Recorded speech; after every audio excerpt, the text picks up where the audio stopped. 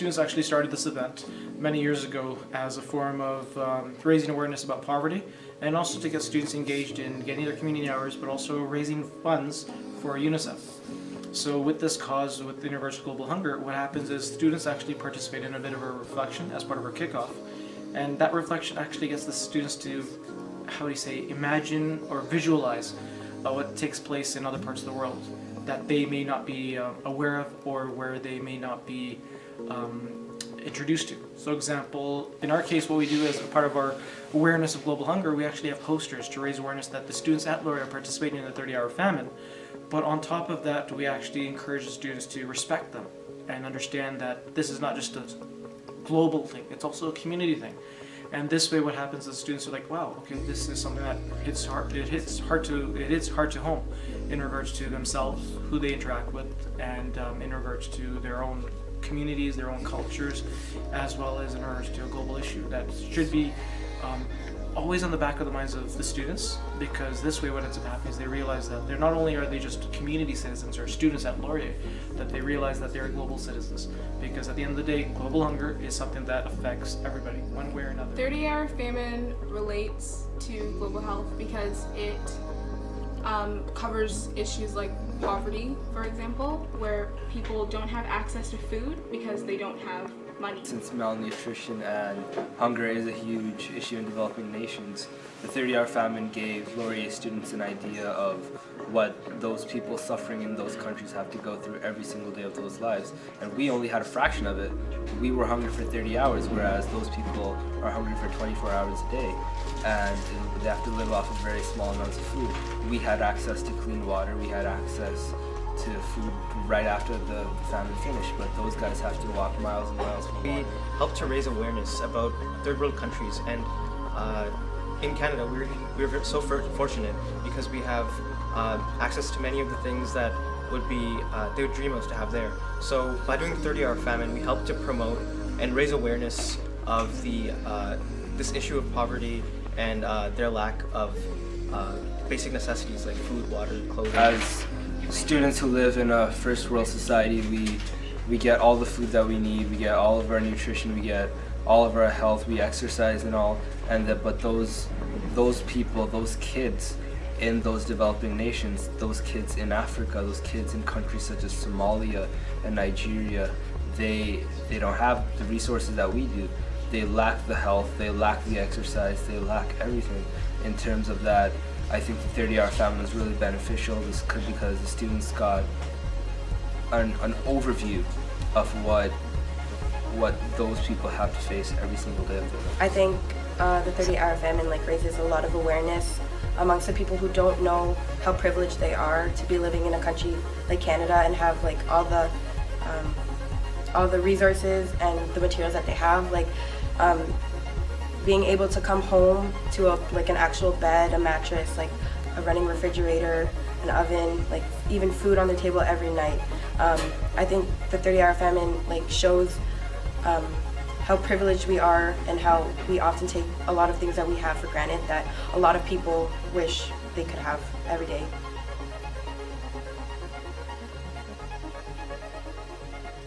I think that there's enough food for everybody in the planet, but I think so much goes to waste. So people have to realize and appreciate what they have and not waste it. And I think also helping people be sustainable by donating is a good way to help with global health, because once the people are sustainable, they can we help them learn to help themselves, and which keeps the cycle going. The biggest solution is awareness. If everybody is aware of just how much people are suffering because of poverty, then the chances of lifting poverty will be far greater. Empathy is far greater than sympathy, and if we all understand the dangers of poverty and just a harsh lifestyle, then people are more likely to work harder to change it. Well, we all know that money is an important tool, and with the pledges that the hundreds of students has given, that money is being used towards combating hunger worldwide? I think that as students we have a lot of power to make a difference in the world. A lot of people say that the youth are the leaders of tomorrow, but they can really be the leaders of today as well when you think about it. We have a lot of change in the world, especially with new social media sites that are up and coming and give us more power to have our voices heard. So by doing something like the 30-hour famine, we really allow our voices to be heard, and we show others that we're not just self-absorbed teenagers, we really do care about the world and we want to help make a difference in it. Well, we all knew that it was a good initiative that was raising awareness for global poverty, and then obviously being so privileged to be in a country like Canada, to be living in a country like Canada, where we have so many things that we take advantage of, like running water, or like flushing toilets even, or even having soap to wash our hands. It's a good way to show other, like, globally that that we care about them. So through the money that we raised, obviously a lot of, like, over 100 students pledged $10 each to give back to the charity.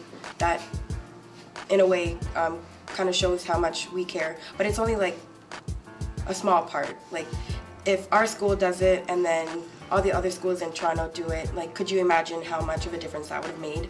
Well, as students, I know one of the biggest and one of the most predominant steps that we can take to get the ball rolling in trying to solve all these global problems is the fact that we have to first make people aware of the fact that these problems exist, and the fact that Laurier has not only done the 30-hour famine this year, but has done it for years in the past, really is a great way of getting everyday people, everyday kids in high school to really understand what it feels like to be in that position. Because you're going 30 hours without food and just water, and you're doing normal things. You're doing daily, you're coming to school, you're attending class, you're doing activities, and you're doing daily life, but without that basic necessity that we take for granted. And you can imagine that this is what people all over the world feel like. They are living their lives without this one basic necessity that really is one of the most deciding factors in the difference between just surviving and just living their life. And so taking that first step to show people how this is a reality many people face around the world, it's really a very big and a very predominant step. It's important to acknowledge the fact that everybody can make a difference. If each student pledges, and if all of us work together as a team, a lot can be accomplished. So by doing this, we show ourselves what it's like, and then we can also spread this message out to others and show other people what it's like. By using social media, we can tweet that we're doing this, or we can post it on Facebook that we're doing this cause, and we can post what it's like. Some people may even make video documentaries about it, and that really just gives them a personal connection and shows what it's like to be in these developing countries and to not have the food or resources that you need to survive. Some of the ways that students can take action or be active or take a role in regards to addressing the issues of global health are participating in community events as a small thing. If it's a food drive, if it's a soup kitchen, if it's something in regards to working or helping out a homeless shelter. These are ways to at least address the issues related to global health, and at the same time also take some sort of role in regards to poverty. The other things that the students can do is do some fundraising. So if in regards to a bake sale, if it's a penny drive, if it's something in regards to or putting together an assembly, that when the students raise the awareness through an assembly or through a penny drive or a classroom event or discussion, what happens is then the students actually, wow, this is something that they need to be aware of. And when the students actually partake in these activities as a class, as a community, as a school, that's increasing the awareness. So these are different ways. It's more on the local level that the students can be engaged or take some sort of action against global hunger and poverty and all the other issues related to global hunger. But that's just a start. Students have great power, and together we can do whatever we want, and let's all work together to make a better tomorrow and help those less fortunate than us. This is a reality and we can do something about it. Us as a club, we donate, we make pledges to different charities all around the world that really go towards trying to alleviate this problem, and just by being here and really spreading that word that, hey, we're doing this, we're living without food, it's possible, and many people are doing this on a daily basis, really gets people, it really gets their minds thinking, it really gets them to understand that this is something that we as a people, as a generation, as a race should really go and solve, because it is not really, it's inhumane and it's cruel to have someone live their life without getting the basic necessities that they deserve.